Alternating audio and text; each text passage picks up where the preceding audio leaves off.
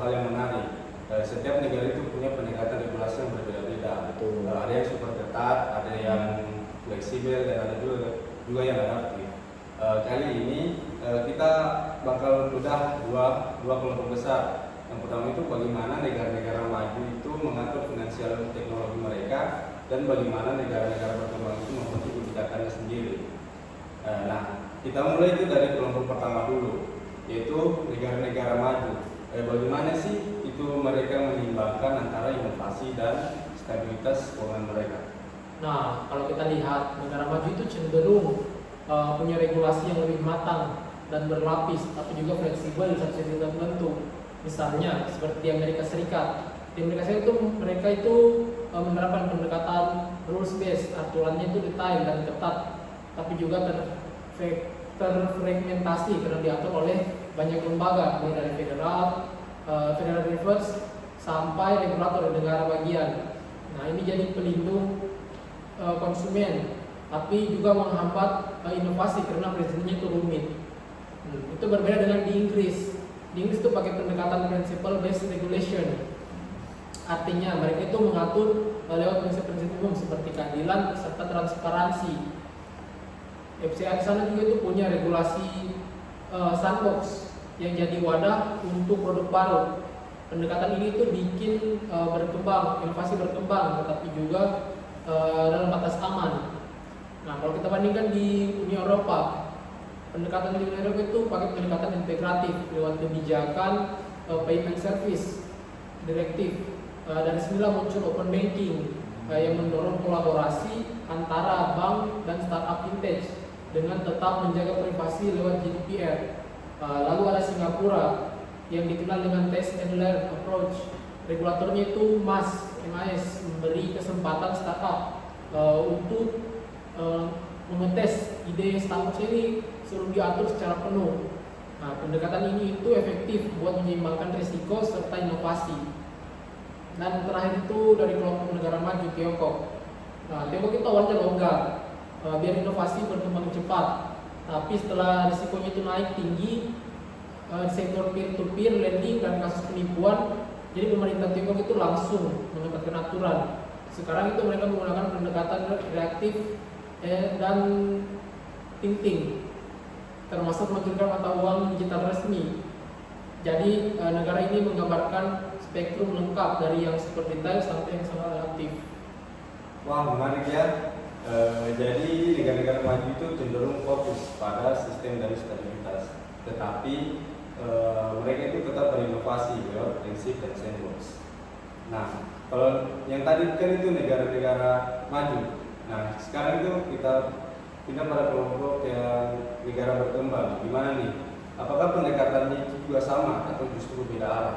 Nah, jadi menariknya sekarang negara berkembang justru punya pendekatan yang lebih eksperimental karena mereka sering menjadikan vintage sebagai solusi buat financial inclusion atau memperluas akses keuangan bagi masyarakat. Ambil contoh Kenya, mereka menerapkan pendekatan test and learn of inclusion. Walau waktu M-Pesa diluncurkan belum ada regulasi yang khusus, tapi regulator kasih izin bersyarat. Setelah terbukti aman dan bermanfaat, barulah dibuat aturan resmi. Nah, ini menjadi contoh regulasi yang fleksibel tapi efektif banget.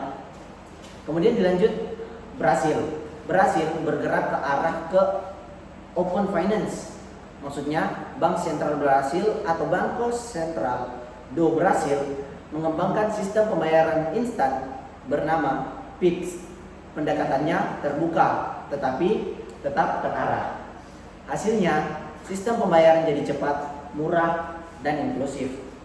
Nah, sedangkan di India, pendekatannya ini unik karena berbasis infrastruktur digital nasional.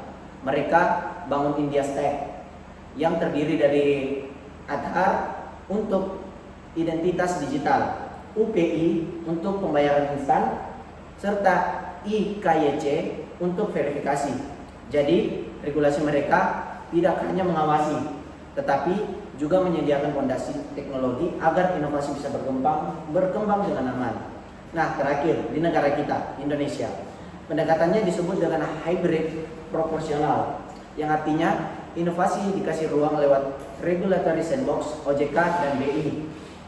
Tetapi pengawasan dilakukan sesuai dengan tingkat risikonya. Startup baru diberi bimbingan dan ruang uji coba. Sementara pemain besar diawasi lebih ketat. Pendekatan berusaha menjaga keseimbangan antara pertumbuhan dan stabilitas sistem keuangan. Jadi jelas sekali bedanya ya. Negara maju itu berkembang dari kebutuhan untuk menjaga sistem yang sudah mapan, sedangkan negara-negara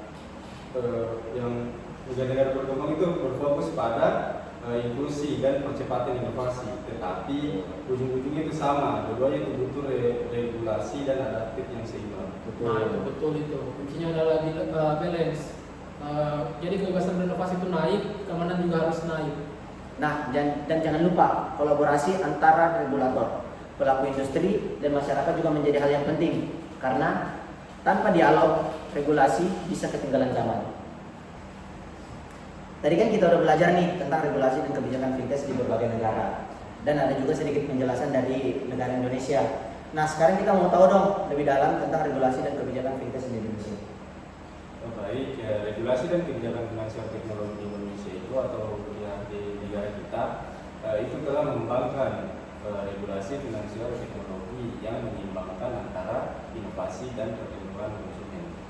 Contohnya itu kayak Otoritas Jasa Keuangan dan Bank Indonesia. Itu menjadi dua regulator kunci dalam mengatur layanan finansial teknologi sesuai dengan bidangnya masing-masing.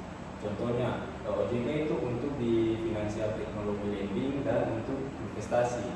Sedangkan Bank Indonesia itu untuk di sistem pembayaran digital seperti penyelenggara e-wallet kayak QR payment. Kan OJK dan BI itu melakukan perizinan dan pengawasan berbasis kehati-hatian. Nah, apa itu perizinan dan pengawasan berbasis kehati-hatian? Kita contoh pada OJK. OJK itu mewajibkan pendaftaran dan lisensi bagi peer-to-peer lending serta equity crowdfunding dengan lengkap dengan aturan perlindungan konsumen, manajemen risiko dan kewajiban pelaporan. Sedangkan Bank Indonesia itu telah menerbitkan regulasi untuk finansial teknologi di sektor sistem pembayaran. Misalnya seperti kewajiban izin bagi penyelenggara e-wallet, QR payment, dengan tetap mendorong interkoneksi antar layanan.